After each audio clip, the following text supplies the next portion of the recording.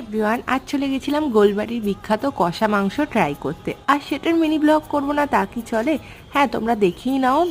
একদমই বাইরে থেকে চারটা ওদের দেখা যাচ্ছিলো, গিয়ে কিন্তু প্রথমে বিলিং করে নিতে হবে। তো আমরা বিল করে নিয়ে বসে পড়েছিলাম, আমি বাবা মা তিনজনে গেছিলাম। আগের ব্লগে তোমরা সেটা দেখে জেনেই গেছিলে। তো দেন দেখো, এদের ভিতরে যে ওরা অ্যাওয়ার্ডগুলো পেয়েছে সেগুলো সাজানো ছিল। তারপরেই গরম গরম মাংস সার্ভ হয়ে গেছিলো আমাদের প্লেটে। আমরা তো নিয়েছিলাম পরোটা, তার সাথে গোলবাড়ি স্পেশাল কষা মটন।